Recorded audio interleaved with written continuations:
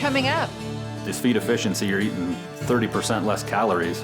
Your pastures can go a lot longer, and run them 75 days in the feedlot. We come out everything choice and better. Some of the improvements Jim Jensen's made in feed efficiency has gained him more net per calf. Lucky 7 Angus is setting new standards in beef cattle feed efficiency. Next on The American Rancher.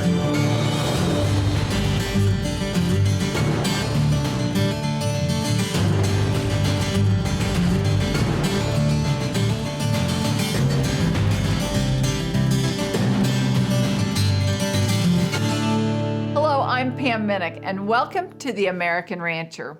Years ago, Jim Jensen at Lucky 7 Angus set out to create feed efficiency in beef cattle. Jim's work, research, and data has resulted in up to 30% increases in documented feed efficiency, making ranchers more profitable nationwide. These feed-efficient cattle are healthier, more drought-tolerant, and second to none for carcass quality. On today's show, we'll meet some producers who run these cattle, and we'll show you how Lucky 7 Angus genetics are setting new standards in the beef industry. We're in Boulder, Wyoming, about 7,200 feet. This is called the nation's icebox because of the coldest daily temperature in the United States. And you add that along with big pastures that we have some pastures don't even have a fence line that probably into the several 100,000, if not millions of acres. Right now, we're in some grassy areas, but if you can see, we have a lot of very arid ground where the cattle have to graze pretty fast in order to get something to eat. So, real tough place to make a living here. It's really tough on the animals and the ranchers. We're sitting in a valley that's used to be a mainly Hereford valley. Our program was 100% Herefords for years, and probably, well, I was 12 or 13 years old. My dad and I, we went together on a real high-dollar Hereford bull. He was real fat and pretty when we bought him. By that fall, you couldn't tell the bull. He looked like an anorexic milk cow, and he basically ruined every cow. A few years later, I ended up having the opportunity to buy some cows, and a registered set of cows was selling.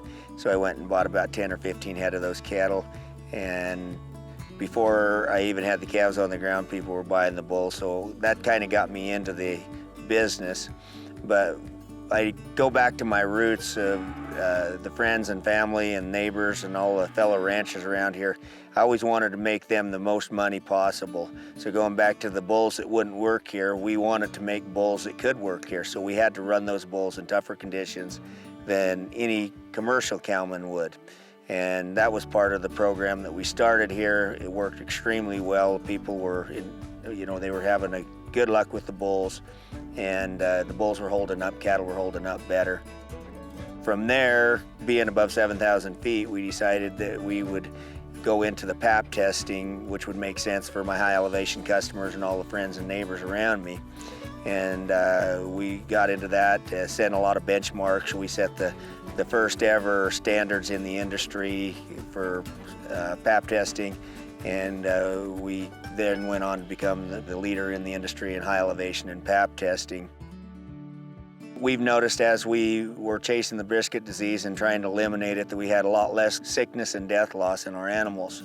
And we also have noticed that there's a lot less of the animals in lower elevation feedlots that are dying due to right heart failure because of the work we've done. From there, we started to work on feed efficiency.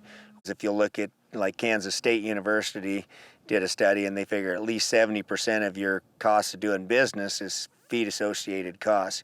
The only way you can prove out feed efficiency is to have some sort of scientific data that will absolutely prove how many pounds of a nutrient that these animals eat versus how many pounds they gain or what it takes to maintain. It's the low-hanging fruit, and it would make the most money for any rancher in the industry, number one. Number two, nobody was doing it, so we hung our hat on that. We purchased a grow-safe feed efficient system, and we have data, and we've got substantiated proof of the feed efficiency and how these cattle are eating less. The older cows, we know for a fact that we're running 35 to 40% more cows per acre than we used to. Up next. With this feed efficiency, you're eating 30% less calories. Your pastures can go a lot longer, and run them 75 days in the feedlot, we come out everything choice and better. Lucky 7 feed-efficient cattle eat less, save money, and are also environmentally friendly. That story when the American Rancher continues.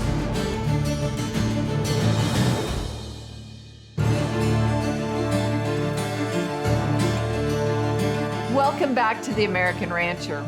Compared to other proteins, the beef industry is decades behind in feed efficiency. But Lucky 7 Angus cattle are already there. Jim Jensen's investments into feed intake research are not just proving that his cattle are feed efficient, they demonstrate other important economic benefits as well. One thing that happened when we started the feed efficiency thing is we started having customers come to us and say that they had 75 to 100 pounds heavier calves than they used to have. And that's hard to believe when you're not producing an animal that's a big overgrown performance type animal. We produce mother cows. From there, we decided to go ahead and feed out a lot of our cows. If I'm going to tell everybody I got the most feed efficient cattle in the world, I'm going to have to go out there and do a little more proof other than just what I can do on my ranch. And so we started feeding out a lot of our own animals. And yeah, we definitely hit a home run with the feed efficiency, which is 10 to 15% higher than the feedlot averages. But the interesting thing is our carcass numbers was off the charts. It is very seldom that we don't have a set of cattle that go 100% choice and better. In the last 2 years, we've had several sets that went up to 59% prime. And so that's an advantage that we never even thought we had. Another thing that happened, we have 2 producers that went all in with our genetics. And these 2 producers in the last 2 years have had animals that weighed 1,400 pounds and were marketed at 13 months, 100% choice and better. This is a huge economic advantage because instead of hitting the June, July, August market, now you're hitting the April, May market, which is about a $220 advantage. Not very many people has ever seen animals that can go to the rail at 1,400 pounds at 13 months, and we weren't even trying to get it. Feed efficiency just give us that advantage. A lot of time the idea is that if we get cattle to gain more, they're going to be more efficient. There is a good correlation there. But it doesn't mean that the calves, that just because you have faster rate of gains, doesn't mean you've also got feed efficiency following along for the trip. So the question is, which has the most value to the producer, average daily gain or feed efficiency? If you contrast 2 average daily gains of, like say 4 pounds a day versus 3.2 pounds per day, and you use a 35-cent per day yardage, really the difference between those two is going to be days on feed.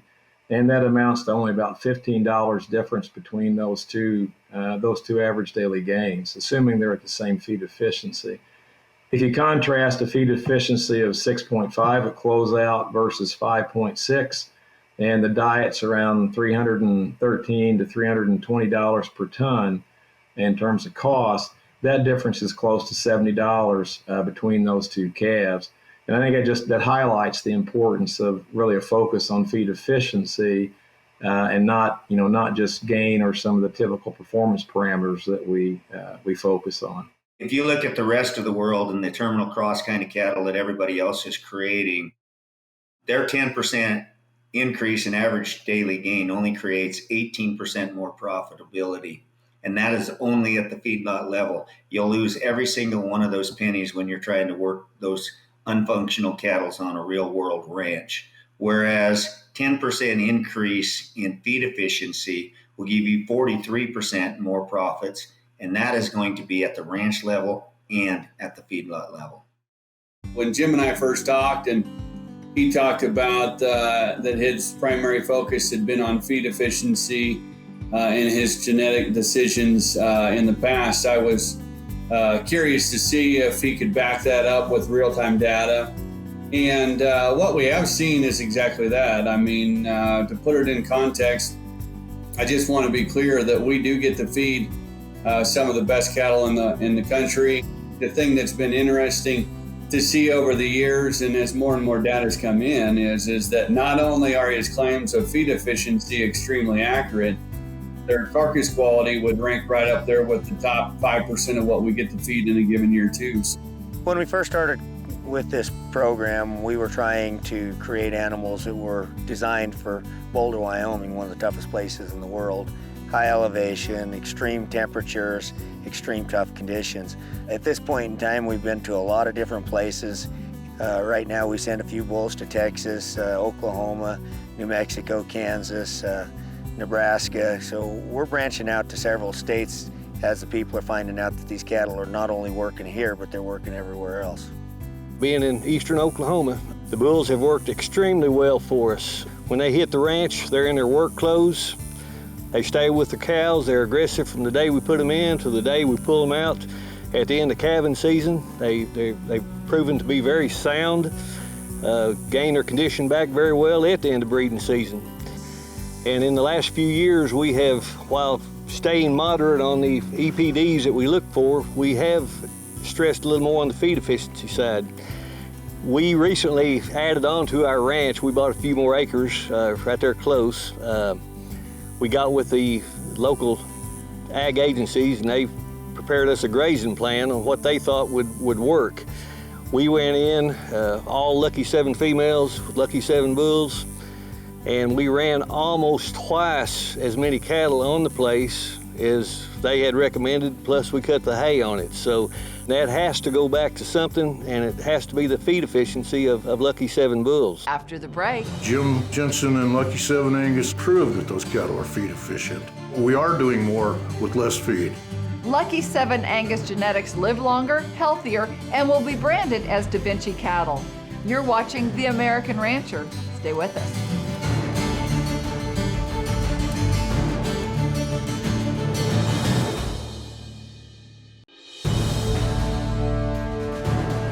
Welcome back to The American Rancher.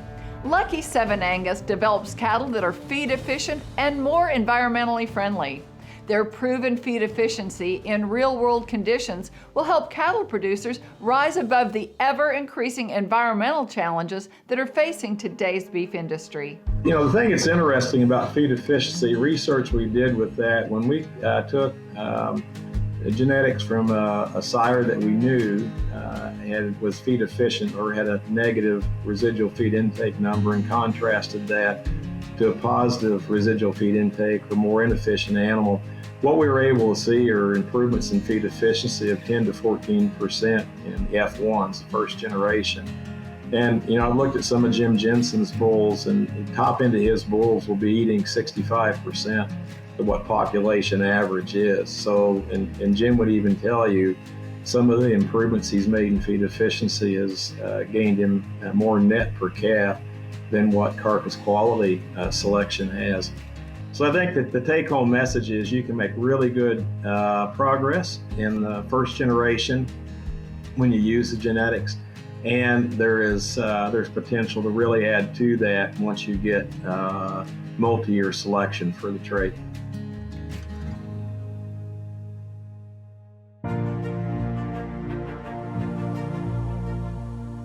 Harding Ranch has been in Wyoming since 1922. It's been my dad, my brother, and I the last 3 years. Decided to go all cow-calf and sell calves to buyers in the fall and start selling custom beef to customers. Since we went to Lucky 7 Angus genetics, our cow herd and our genetics are second to none when it comes to drought and feed efficiency. We can turn these bulls out on bleached out winter grass, and they don't need any supplementation. They continue to flourish, their body score continues to grow. And the calves, we've noticed the same. The cows and calves do amazing in drought. The calves, we're weaning 650-pound calves. Pastures are holding up much better. With this feed efficiency, you're eating 30% less calories. Your pastures can go a lot longer. It's just a lot easier to manage. These Lucky 7 cattle can do everything all the others can do and more. We can still have this feed efficiency, eating 30% less, and we can still go to the feedlot, run them 75 days in the feedlot. We come out everything choice and better. Having the environmental friendly beef and you're feeding them less, you're gonna have less impact on the environment. I think that's gonna appeal to a lot of people, that we don't have to have these caged up for 150, 180 days to hit the yield we're trying to get. The new catchword is sustainability. Sustainability doesn't work if it's not profitable to the rancher. and it doesn't work if it is not acceptable to the consumer. Cattle that'll eat less and do more, cattle that'll create less emissions because of that, cattle that'll live longer are going to not only be profitable, but it's going to be acceptable to the consumer. We truly might have the only beef sustainable product in the world right now. We're fifth generation ranchers from Boulder County. I'm the son of a cattle buyer who was the son of a cattle buyer. I backgrounded calves for probably 35 years with a small feedlot of about 3,500 head. And I got to go to a lot of different ranches and travel and see how different people do it and the different breeds of cattle perform.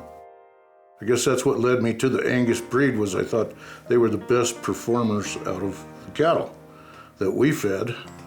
So I always on a quest for the best Angus cattle in the Angus breed, and bought cattle from Montana, South Dakota, Nebraska, Wyoming, Colorado, Kansas, to try and improve my herd and to see what worked best in my area and In Dwayne's quest to find the best bull, he did finally land on the cowboy that built the bulls for cowboys. One of the big things that's really helped us, I think, with the Lucky 7 Angus cattle is they're so diverse, and a lot of our pastures are irrigated, and we also run in mountain pastures that are about as rough a country as it comes.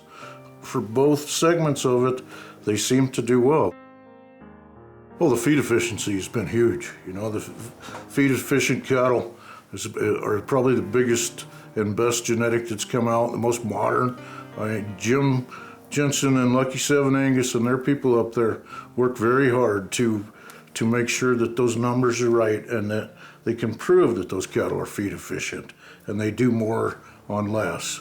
And that makes them more environmentally friendly. And that's what the cattle industry, I think, is headed for. And that's really helped us a lot in our situation, because we are having to do more, we are doing more with less feed. So it's been good. What the cattle feeders want is a cow-calf, man. You want to sell your calf or sell your breeding cattle at the best price you can possibly do, and have the best cattle that you can possibly have, and that's why we've always chased that with the Angus breed, and the Lucky 7 Angus has done that for us. Our goal and the results that we are actually seeing are cows that can produce till they're 16 years of age, bulls that can breed till they're 10 years old. Environmental stuff like feed efficiency, less emissions, cattle that can be in a feedlot for 75 days, go 100% choice and better, cage-free. These are things that we can do that the rest of the world can't. Right now, we're in the elites when it goes to carcass, cost of gains, and everything else. We can do what they can do, but they can't do what we can do right now. Environmentally friendly, that's something that we have to address and we need to address. And I think the Lucky 7 Angus people are on that, and it's helped us a lot with the Boulder and Boulder County, that we do have environmentally friendly beef, and it's better for the environment. And actually, people really do enjoy seeing that bucolic setting of the happy cattle, and it's part of their backdrop. There's been research done in the dairy industry that has proven that every 1% increase in feed efficiency does not just equal 1% decrease in greenhouse emissions, but it actually is 1.66% less greenhouse emissions for every 1%. So i.e., if you're looking at Lucky 7 Angus and you figure they're 35% more feed efficient, that would equal roughly 58% less greenhouse emissions. DaVinci cattle is not just a promotional scheme. When you create cattle that live longer, 16 years of age, bulls breed longer, their feed efficiency is greater, their greenhouse emissions is less, making them sustainable to the consumers. You've created cattle that are going a totally different direction than the rest of the industry. Their cattle are created for the packers and the feedlots to make money in them only. Our cattle are created for the ranchers to make money on one side, and we can completely and totally cut out the middlemen, because you have the rancher sustainability making money on one side, and you have the consumers absolutely willing and loving the idea of these cattle that are more friendly for the environment and healthier and live longer as well. The big thing I'd push about Lucky 7 is just the honesty of the business. Jim is pushing these ideas, and he backs every one of them up. He's got the scientific data to back up everything he says he does. He's got the best warranty in the business. You've got 4 years, and I know if you had a problem, Jim's gonna stand by his bulls. It's just so much. You get so much in that package of a Lucky 7 bull. But if anything does happen, you've got Jim's 4-year no bull guarantee, which he really does back. But I do think that he made their legs tough too, which really does save us a lot also. I can testify to that. We've had some bad luck in the past, and Jim's always stood behind his cattle. I invite anybody to come out to our ranch anytime you want and look at the animals. They'll be available. Our sales the first Saturday in March at the Riverton Livestock Auction, Riverton, Wyoming. You can come down there. If nothing else, just drink a cup of coffee. We'd love to visit with you. But just come see what these cattle look like and what they can do. To find out more about Lucky 7's newly branded DaVinci Angus cattle, log on to lucky7angus.com. The Lucky 7 Angus Bull Sale is the first Saturday of March in Riverton, Wyoming. That's all the time we have today. To find out more about us, visit our website, theamericanrancher.com, or connect with us on Facebook. I'm Pam Minnick. For our entire American Rancher team, thanks for joining us. We'll see you next time.